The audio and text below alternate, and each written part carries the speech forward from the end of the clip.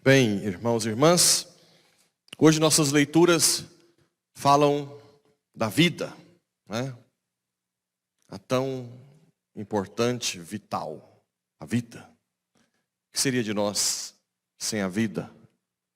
O ser humano tenta porque tenta ser o dono da vida, mas a ciência só faz besteira com isso, né? Tenta manipular como se fosse Deus, mas no final, quem tem o controle da vida nas mãos é Deus. Ele é o Senhor. E aqui na primeira leitura da sabedoria diz que Deus não fez a morte e não tem prazer em destruir os vivos. A morte não faz parte dos planos de Deus. Tanto é que nós temos uma alma espiritual. A única criatura corporal, né? Que os anjos também têm uma alma. Tem um corpo puro espírito, que não morrem. Mas Deus nos criou para Ele, para sempre. A morte entrou, aqui diz a sabedoria, por inveja do diabo. Por que o diabo teria inveja? Como seria? Por que vocês acham? Os padres da igreja dizem que é pelo fato deles saberem que o Filho de Deus se encarnaria e assumiria a condição humana. E os anjos têm que servir a um corpo humano, né? Hoje o ser humano, o corpo humano, faz parte da Trindade. É algo excepcional. Na verdade, Deus aposta muito na gente. Muito. Às vezes a gente fica mendigando coisas pequenas, mas o que Ele tem de projeto para nós é muito grande. Imagina que Ele é o criador de todas as galáxias, né? Recentemente eu vi uma pesquisa nova, dizendo que a teoria do Big Bang já está um pouco correndo o risco de ser quebrada, porque não existe uma expansão em todas as galáxias, existe uma rotação também, né?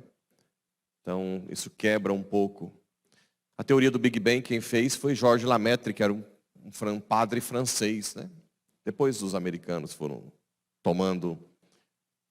Mas o fato é que nós estamos aqui um grão de areia, essa vida, e o Senhor de todas as galáxias quer que nós participemos da sua vida divina. Isso é muito grande. Isso é excepcional. E na carta de São Paulo aos Coríntios, ele explica mais ou menos que para termos mais vida, temos que nos doarmos, né? Cristo, que era rico, se fez pobre. O que nós temos de abundância, devemos partilhar. Isso nos dá mais vida. Por que dá mais vida? Ora, se quem é dono da nossa vida é a Trindade, como é que é a relação da Trindade? Não é doação? É relação contínua? Ora, a criatura, para se assemelhar mais à Trindade e assim ter vida, deve também viver para doar-se. Essa é a chave da nossa riqueza em abundância, de viver esse mundo com plenitude. Quantas pessoas, coitados, por uma falta de conhecimento e intimidade com Deus, tentam viver o mundo não para partilhar, mas para acumular, né? Igual aquele rico, não, eu vou aumentar o celeiro para colocar minha produção, porque vai que... E Jesus disse, louco, essa noite eu tirarei a sua vida. O que você vai aparecer lá como o cara que foi contra a imagem da Trindade? Nós temos que aprender a partilhar com quem não tem, seja partilhar materialmente, seja partilhar conhecimento, conselhos. Não deem conselhos sem ter certeza do que a igreja pede. Façam as formações, rezem, leiam o catecismo. Não vai dando conselhos, porque isso também tem consequências graves. Graves, né? Imagina as gerações de pessoas que receberam conselhos errados de adultério ou de separação, os filhos que vão ficar feridos, vão entrar nas drogas, Tudo tem consequências, né? Então a gente tem que ter essa consciência da grandiosidade do projeto de Deus na nossa vida, para nós agirmos com prudência e pedirmos, mendigarmos o dom do amor, que é, na verdade, o que nos move a doar a nossa vida, né? Sem o amor de Deus, a gente não é capaz de doar-se completamente. A gente pode até doar um pouquinho, o que sobra, mas nunca igual a viúva que doa tudo que tinha, né? Ou Maria Madalena que dá a sua vida para estar com Jesus. Então é isso. Inclusive, só por curiosidade, vocês viram a polêmica sobre o Burger King? Alguém viu? Que colocaram crianças para falar da sexualidade, homossexualidade. Eu sei que tem muitos pais que ficam assim, meu Deus, será que se eu... Porque a falta de formação hoje é muito grande, né? Mas eu só queria que vocês entendessem dentro dessa segunda leitura o seguinte. A criança, ela tem naturalmente a tendência a doar-se. Claro, ela já tem o pecado original de chorar, né? Mas quando você começa a falar de Deus para a criança, muitas crianças se abrem muito facilmente à doação. O projeto de sexualização da criança precocemente, ele é projetado, pensado por um grupo de pessoas já desde o início do século passado. Eu falei hoje de manhã, o pai dessa teoria macabra é um filósofo italiano chamado Antonio Gramsci. Então, o que ele disse? Que a sociedade poderia ser dissolvida, porque a doação total na família numerosa, muitos filhos, essa doação gera o quê? Unidade. Unidade gera força. Força contra o quê? Contra um Estado totalitário, ou contra uma ideologia. O comunismo, por exemplo. Antônio Gramsci é comunista. Então o que ele dizia? Não precisa usar a força. Você dissolve a sociedade. Cria o feminismo, a mulher briga com o homem, né? A homossexualidade, porque aí não tem mais família, porque homossexual, por mais que brigue por direitos, não gera vida. A família fica menos numerosa. O aborto, que diminui a família. A contracepção. A sexualização precoce, que tem dois fatores. Além de fazer com que a criança aprenda a não se doar, mas usar para o prazer, a sexualização precoce gera gravidezes precoces. E o que uma gravidez precoce gera na sociedade? Uma tendência a aprovar mais facilmente o aborto. Não foi o que aconteceu com a menina de 10 anos? Tadinha, mas nesse caso, tadinha. Está vendo como tudo é pensado? Tudo pensado. Cuidado.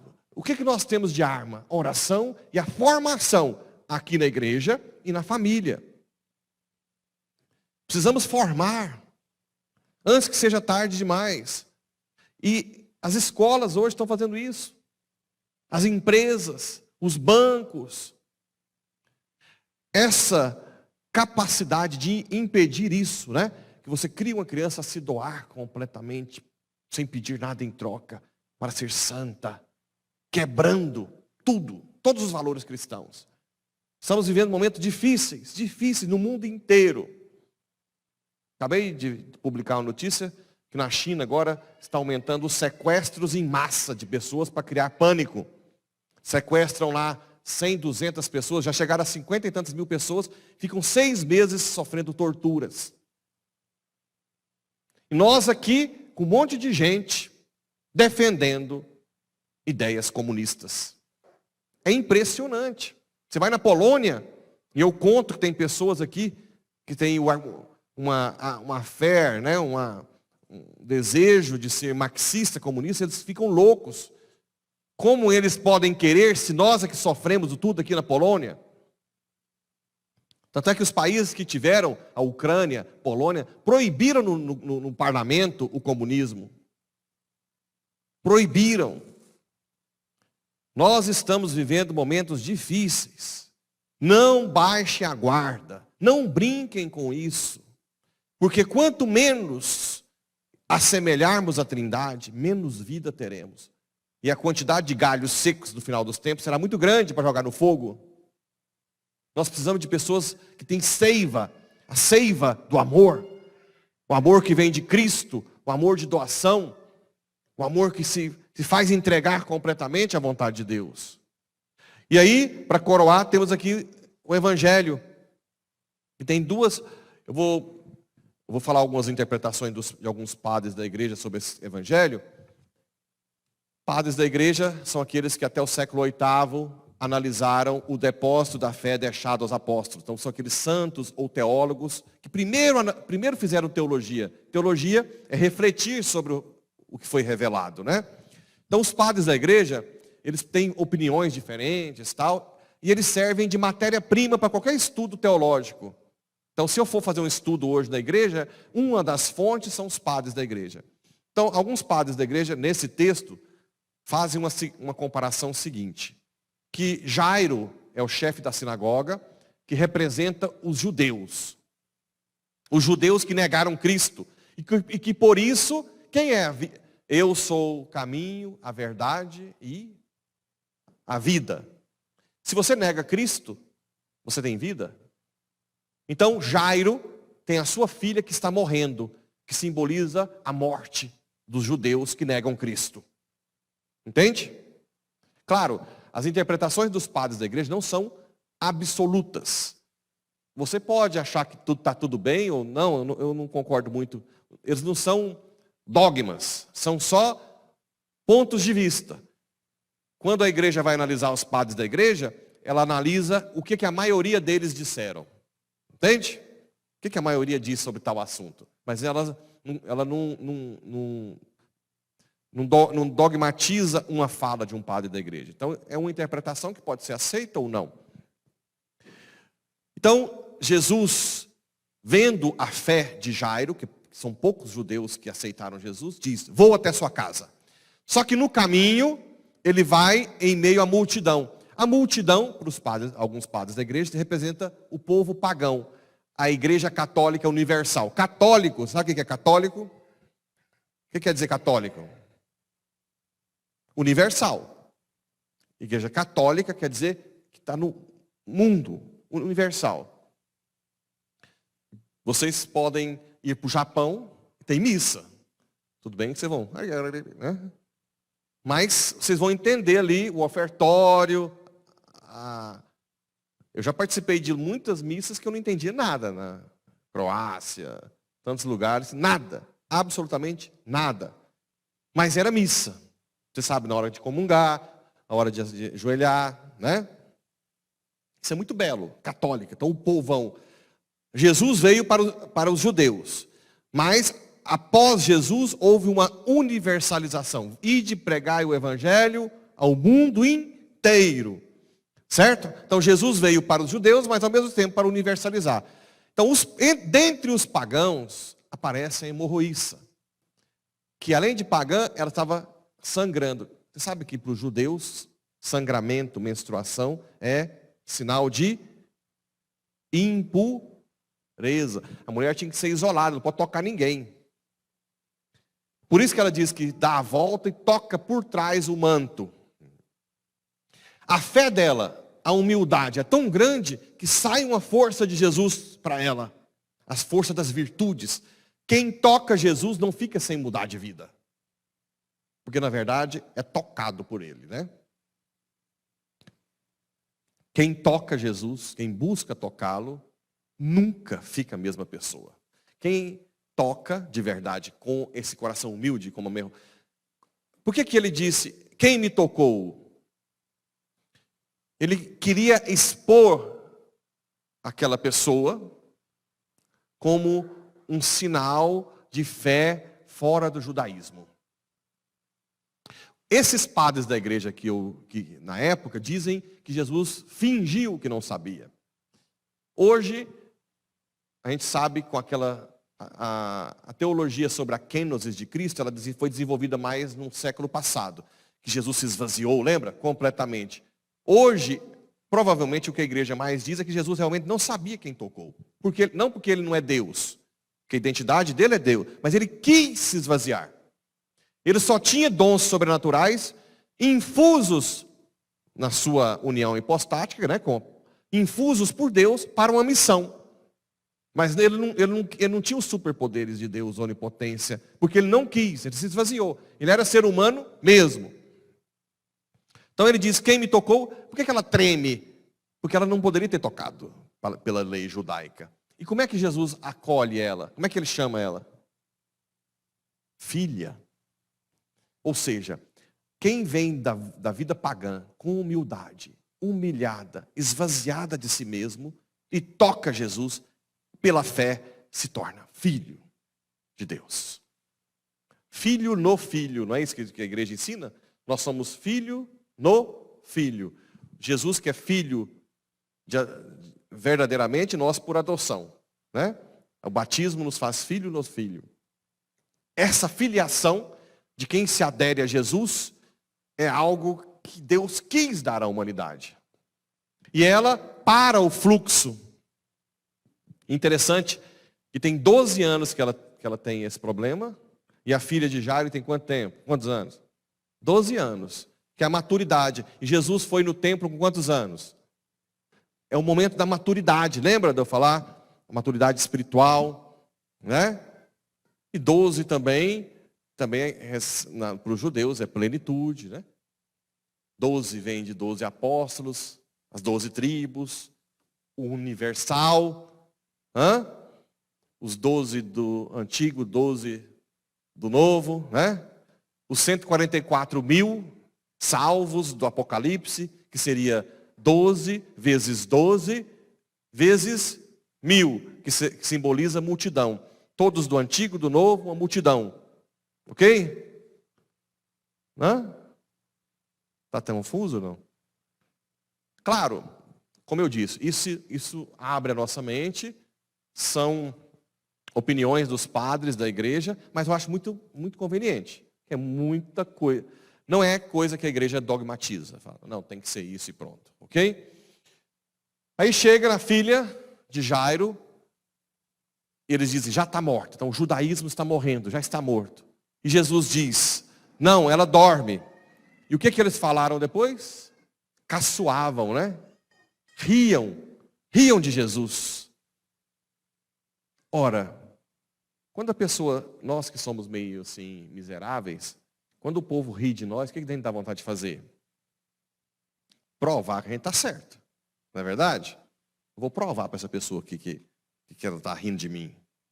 Interessante, Jesus, o que ele fez aqui? Peça que se retirem. Fica só os pais, Pedro, Tiago e os que estavam rindo dele, ele pediu para se retirar. Mas o homem vai fazer ressuscitar Talita Cum, né? A filha de Jairo. E Jesus não quis que aqueles outros estivessem presentes. Por quê?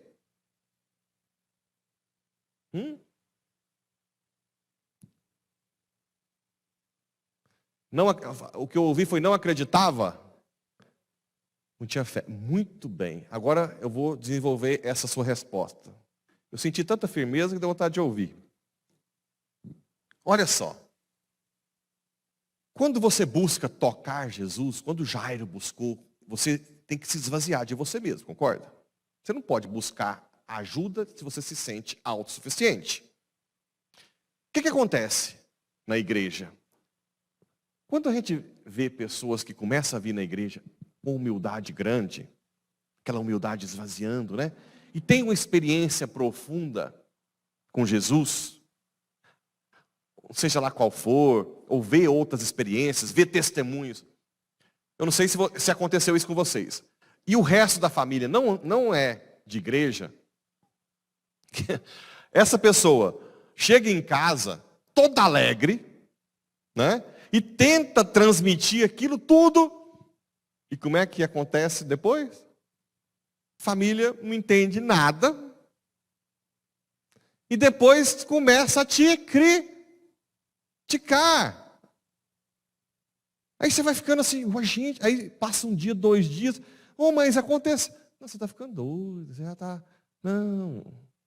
Aquela balde de água fria. Ninguém passou por isso? Você quer transmitir tudo que você viveu. Aí, primeiro você não acha a palavra direito, porque não tem. Aí depois os outros de lá não entendem nada. E depois te persegue. Não, você está ficando doida, vai para a igreja agora. Não, menos, minha filha. Não é assim? Por quê? Por que Jesus pediu para sair? Guarda isso. Porque só quem se esvazia e pede, mendiga ajuda, viverá as experiências do céu. Os outros não. Por isso a passagem, não jogue pérola aos porcos. Não adiantaria ele provar para quem não quer ver a verdade. Isso acontece muito hoje, né? Prova que o cara é ladrão, mas não adianta. Não é verdade? Não adianta. Para quem não quer a verdade, você pode fazer o que for, que não muda. Mas quem se abre, quem se esvazia, quem busca realmente mendiga o amor de Deus, vive experiências extraordinárias, inclusive uma ressurreição. Uma ressurreição, alguns dizem para não usar essa palavra ressurreição, para não confundir com ressurreição, mas qual que usa, diácono? Reviver, né? Reavivamento. Uma vez uns teólogos me corrigem e eu concordo. Porque ressurreição é sempre referente aos últimos tempos, para sempre. Né? A coitada aqui de filha de Jairo teve que morrer de novo. Né? Lázaro teve que morrer de novo. Ninguém deles ficou para semente. Certo? Então reviveu. Esse reavivamento, não sei se é reavivamento ou revivamento. Reavivamento, vai. Da filha de Jairo. Então, até isso. E ele chamou alguns apóstolos mais assim próximos a ele para ver essas grandiosidades. Então venham. Não fique ouvindo falar. Venha ver as grandiosidades que Jesus faz. E não estou falando grandiosidade só de cura física, milagres, ressuscitação. Não é isso não. As grandiosidades no interior. Que eu nem sei dar nome. O que Deus me deu, que dinheiro não compra, tem coisa que eu não sei dar nome. Eu sei que é infinitamente maior que qualquer conquista nesse mundo, qualquer honra e qualquer dinheiro. Só que não tem como transmitir para vocês. Só se vocês vierem e ir direto à fonte. A vida, aí. Essa é a vida em plenitude. Tudo bem, você pode participar mais das formações. Você está conseguindo, justamente, isso é a verdadeira vida. É a verdadeira vida plena, que todo mundo quer, mas que só existe em Jesus Cristo. Que Nossa Senhora nos dê essa graça, de cada vez mais esvaziarmos de nós mesmos, e mesmo que nós cheguemos tremendo como a hemorroíça, mas cheguemos humildemente abertos. E pode ter certeza que o máximo que Ele vai te dizer, vai te chamar de filho, filha. Eis o que pedes. A tua fé te salvou.